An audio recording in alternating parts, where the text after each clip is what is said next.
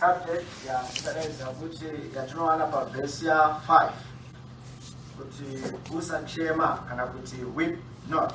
Dai Mwari kwaitinzwira nyasha. Saka pataverenga apa tinonzwisisa tese neshoko raMwari kuti this was the final kana kuti ndo chiitiko chekupedzisira chekubatanidza kana chinobuditsa pachena dzikinuro yevana vaMwari. Saka Bible rotanzi takaona mutumwa mukuru ane simba akasimuka ane bhuku akati ndiani wakafanira kutora bhuku muna iye wakagara pachigaro cheushe kuti avhure bhuku nekuzarura zvisimbiso zvayo. Saka panguva iyi pakanga pasina everything kana kuti pakanga paine kunyarara, pakanga pasina kupamba-pamba, pakanga pasina ruzha nemhere-mere, but usikwa hwose nenyika yose zvose zvingavapo zvakanga zvakamirira for this one final moment. Saka yanga iri nguva yakakosha. It could spell a doom to the human race. Yakwanisa kuunza kuparadzwa kwezvisikwa zvose, kuparadzwa kwenyika yose, kana kuti makore ose ekunamata kwakaitwa navanhu minamato yose dai pasina kuwanikwa akavhura bhuku iyi zvaiva pasina. Saka John atinyatsonzwisisa kuti zvorevei kushayikwa munhu unotora bhuku nekuvhura zvisimbiso izvi. Bible rotanzi wakachema nokuti wainzwisisa kuti zvakanga zvakadzama sei. Wainzwisisa kuti kushingaira kwako nekwangu pasina kuzarwa kwebhuku iyi hazvina zvazvaireva. Waiziva kuti kunyange kubata kwese kuvaprofita vose vakararamira netariro yekuonekwa kwashe pasina kuzarwa kwebhuku iyi zvaiva pasina. Saka tinoona kuti at this moment everything chaiva paJohn. Saka John achizvitarira achizviona, Bible rotanzi he cried. Dai Mwari waitibatsira. Saka you know kuti mumanzwi echirungu mune manzwi akawanda. Mune inzwi rekuti cry, mune inzwi rekuti weep, mune inzwi rekuti mourn, but ese anoreva zvakasiyana. But muchishona tinongoti kuchema. But weeping zvinoreva kudumbirwa kana kuti kupererwa nokuda kuchema kunouya nenzira yekupererwa kuti you have come to the end, wasvika pekupedzisira, hapasisina maruramire ekuti tariro yako idzikinurwe. Saka izvozvo zvinokuisa pakuchema kwakadaro. Saka kunouya nesimba regrief kana kuti kurwadziwa nekushungupadzwa nekuzvidya mwoyo nokuda kwokuti unenge wakuona kuti wasvika kumagumo kweupenyu hwako. Zvawaifanira kuti zvaunokwanisa kuita kuti udzikinure chimiro chako waita, but hazvina kubatsira. Saka now ndo chimiro chakasvikwa pachiri naJohn. Saka John achitarira, Bible rotanzi he wept, akachema. Akuchema, Bible rotanzi pakauyapo mukuru, an elder, ndobva auya kuna Johani akati weep not. Dai Mwari waitibatsira. Saka you can see kuti kunyange mukufamba nekurarama kweupenyu hwedu pane nzira dzaunopfuura nemukati madzo dzaunoti iwewe ukatarira unoona kuti now everything is lost. Pane zvatakaita nezvatakararamira nezvatakapfuura nemukati madzo zvinobvisa even the hope mukati meupenyu hwedu.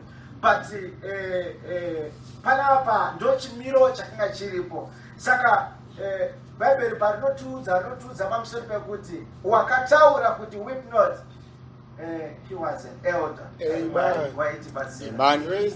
Noti muverenge pavhesi mutoverengere pasame Revelation iyoyo chapter 4 pavhesi ya 4. Chapter 4 verse 4. wakanga kune zvigaro zvoushe zvina 24 zvakanga zvakakomberedza chigaro choushe. Pazvigaro pakanga pagere vakuru vana 24 vakapfeka nguo chena, vakanga vane korona dzendarama pamisoro yavo. Amen. Saka you can see the description here, my elders, yatikupuwa neshoko la Mwari. Saka Bible rutanzi the elders vakanga vaine zvigaro zvavakapuwa nditi, and then rotudza kuti vakapuwa corona dze gold pamusoro yavo. Saka that zvinongotinongedzera kuti these elders, they cannot be vatumwa. Noda kuti vatumwa havapuwe corona zvinopuwa vanhu kana kuti vakundi. Saka you can see kuti the munhu waiunza assurance kuna John akanga asiri munhu wenhando. He was an elder. Saka you can see kuti the Bible rokutiudza pamusoro pevakuru vane 14. Saka you can see kuti there is the 12 patriarchs and there is the 12 disciples. Saka you can put them together, zvinokupai 24. Saka it's a witness yekuti your situation kana kuti nzira yako kana kuti upenyu hwako, it can be, it's redeemable. Inokwanisa kuredeemwa. Saka panapa John achizvitarira, he was hopeless. John achizviona akanga asvika pekuguma kweupenyu hwake, but somewhere there was someone who had walked the path. There is someone who had the assurance, who had the confidence. Anga achiziva kuti no John, kunyangwe zvakaita pane shumba yerudzi rwaJudha. He can take the book and zvinhu zvinogona kuita zvakanaka. Saka it was a consolation kuna John. Saka chatinoona neshoko raMwari, if the whole world was at stake, if the creation yanga iri panjodzi, Mwari akaprovide a way yekuti rudzikinuro rukwaniswe. What more upenyu hwako nehwangu?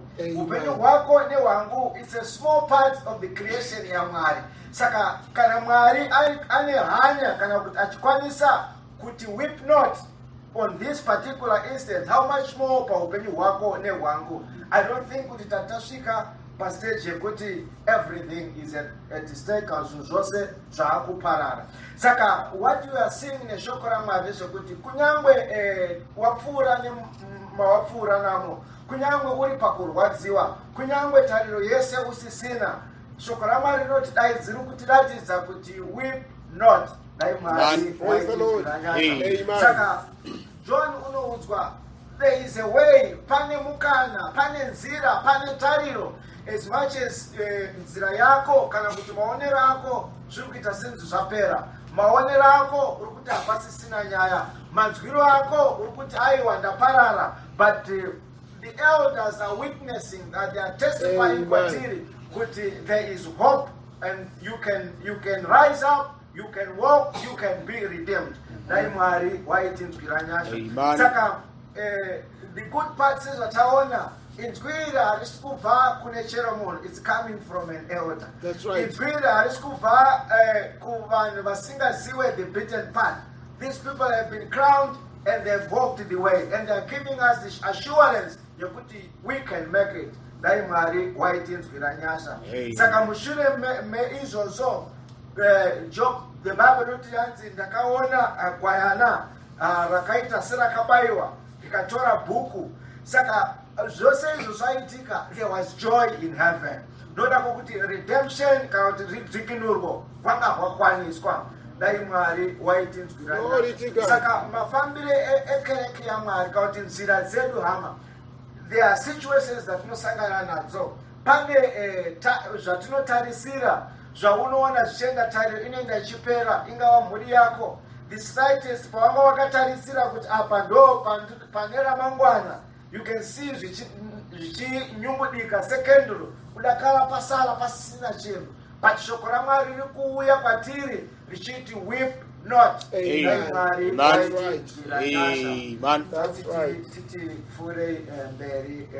Thank you, Saka Jesus. pensi kuti shoko raMwari mukuzara kwaro rinotipa tariro, rinotipa kukurudziro, rinotipa kusimbiswa kokuti kunyangwe nhasi risina kumira zvakanaka, amba Mwari ndiMwari wakatendeka, unomira neupenyu hwako, unomira neupenyu hwangu. Saka John aita akatarisa all the years dzaakanga achiparidza, akatarisa all the years Kristu dzaakafamba panyika, just kuti afunge izvozvo kuti now zvese it's coming to naught, chakanga chiri chinhu chakanga chisiri nyore. He had come to the end of his rope, but there was an elder who stood up, akati, John, weep not. Amen. Iwewe zvingadai zvakaitawo seizvozvo nenzira yako. You have walked all the way, you have tried this, you have tried the other, and wasvika paunoona kuti panapa hausisina another step yaunokwanisa kutora. Even kana ukatarisa mashure uri kuona kushingaira kwako kwese is fading away. But shoko raMwari rinodzoka kuupenyu hwako richiti weep not. Pane shumba iri pachigaro. You can take care of the situation and you can be redeemed. Dai Mwari waitinzwira nyasha. Saka nguva yose nzira yatinofamba nekuna mairi is not asi zvinhu zvisiri real. Dzimba dzedu hadziri real. Mabasa edu ari real. Vana vedu vari real. And that's when mafambiro atinoita pamberi paMwari. You can see pane mwengo kuti unofamba tinenge tiine zvatinotarisira, ndikadai zvinoita. Then wosvika when everything is just slipping from you. Zvose zviri kungotsvedza, ichi chikuramba. You look at yourself kuti ko inini chii chandisina kuita kana kuti chii chandakanganisa. Woshaya kuti chii chausina kuita. But chauri kuona ndechekuti everything is just going wrong. Dai Mwari waitinzwira nyasha. Weep not. Pane shumba iri pachigaro. It can inokwanisa kutora bhuku nekusarura zvisimbiso. And the songs of praise can be raised again mukati meupenyu hwedu. Dai Mwari waitinzwira nyasha. Praise the Lord.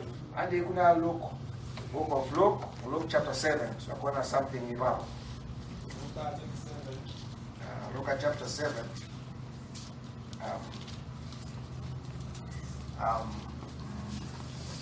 Luke chapter 7.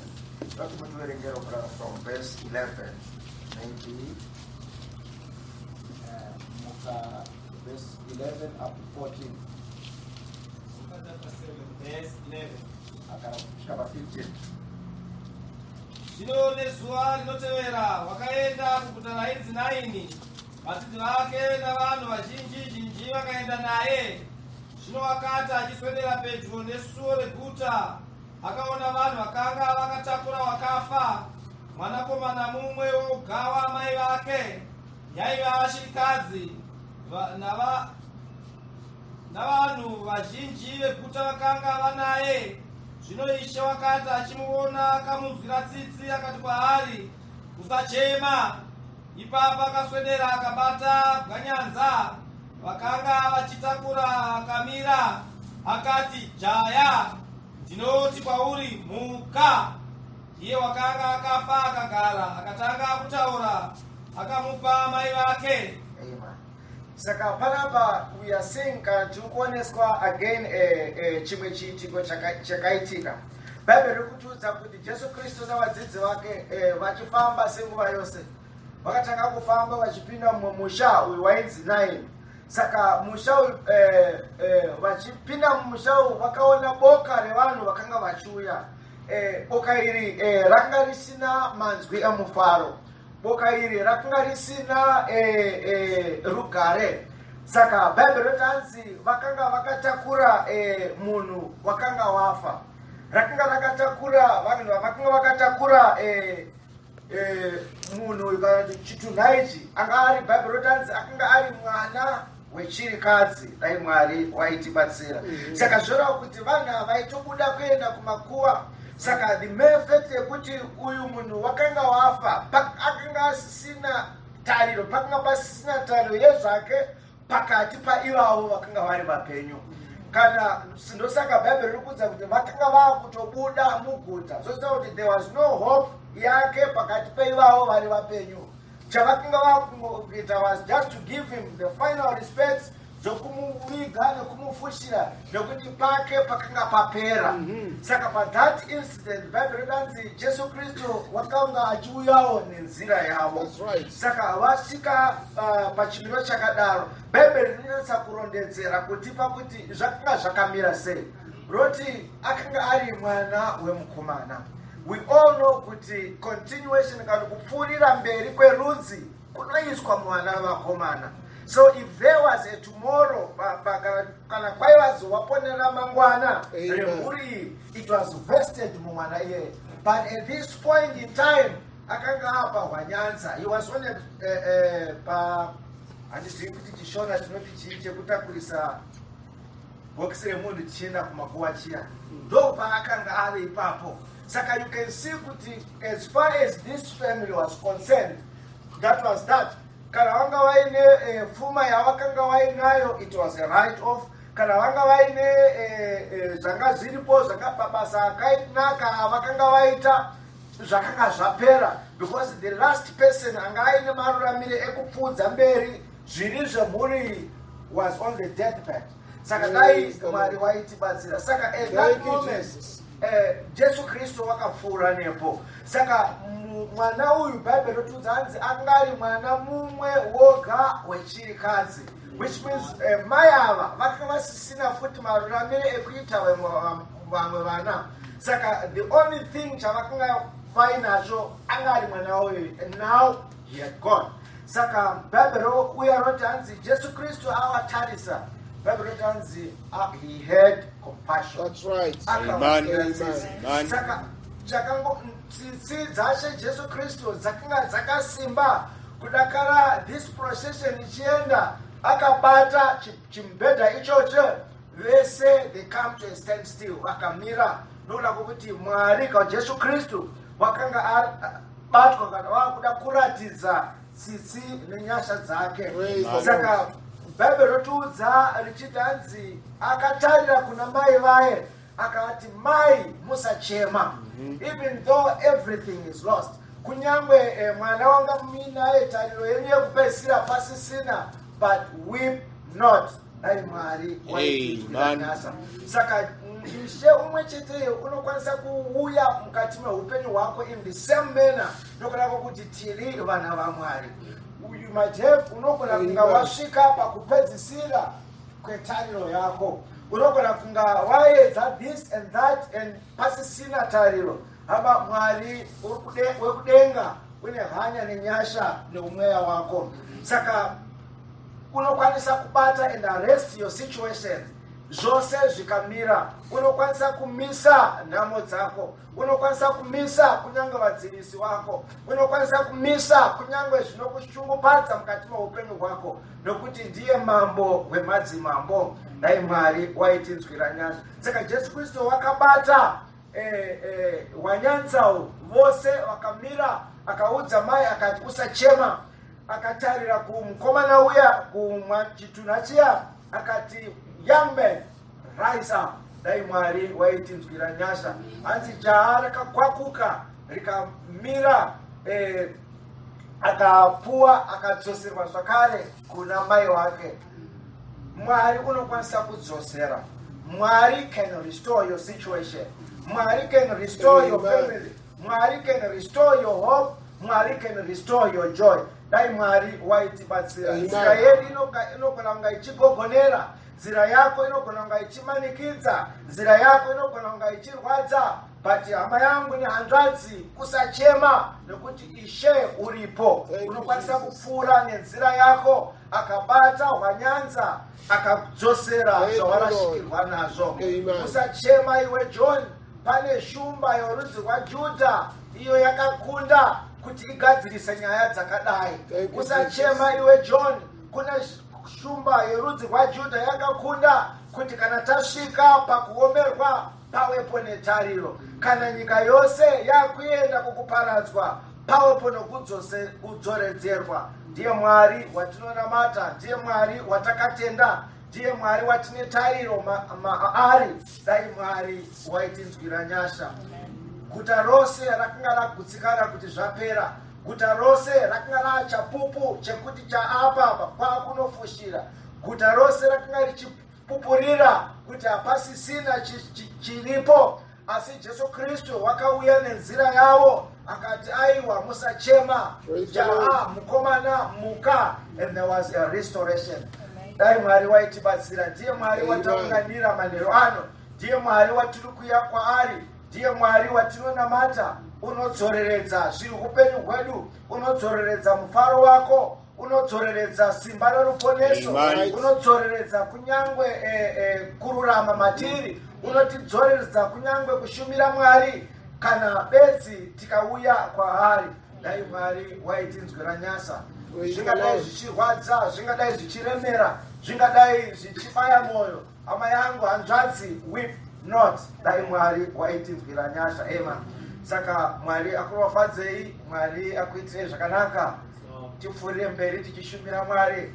Pane shumba yorudzi rwaJudha. Amen. The same iyeyo wakapfuura nepanaye akati jaha muka. There is a restoration kuna ivavo vakadanwa naMwari. Pane kudzoreredzerwa kune kereke yaMwari. Pane kudzoreredzerwa kuna ivavo vakadiwa naMwari. Ama ndiye Mwari watinonamata. Saka shirikadzi, yes, wakanga aine that identity kuti she's a widow. Yes, nyika yose kana guta rose rakanga rauya kumariro. Hongu guta rese rakanga richichema pamwe chete naye, but havaiziva kuti there is still yet hope and there is still a moment of restoration. Yemufaro wake. Dai Mwari waitinzwira nyasha. Kunyange vakakukomberedza, they are witnessing your situation. Vaunoshanda navo vanotopupurira kuti auya hapasisina tariro. Vaunogara navo vanopupurira vachitoziva kunyange nyaya yako kuti hamhuri hapasisina zvavharwa. But there is still a hope. Dai Mwari waitinzwira nyasha. Pane mukana Mwari unokwanisa kubata neupenyu hwako and arrest the situation. Akadzoreredzera mufaro wako, akakudzoreredzera ruponeso, akakudzoreredzera kunyange mweya wake, akakupa zvakare rufaro rwomuponeso. Dai Mwari waitinzwira nyasha. Mwari Ishe wedu unogara akadaro zuro nhasi nokusingaperi. Dai teiuya kwaari tichitarira kwaari kuti Ishe ndiri pano, tiregedze kuchema kuti Mwari watakatenda ndiMwari mupenyu. Dai Mwari waitinzwira nyasha. Mwari akuropadzei, Mwari akuitire zvakanaka. Ndonzira tiri kufamba mukati mayo. Weep not. God will restore. Amen. Mwari akuropadzei, Ishe atibatsire. Amen. Tichapfuurire mberi tisiya kuva kumufudzi kuti vaonekane nesu. Mwari akuropadzei, Mwari abatene. Amen. Saka kuti tiimbe one song tichira nguva kumufudzi. Amen. Thank you, Jesus. And I love to team victory in Jesus. I heard in all the stories how a Savior came from glory, how he came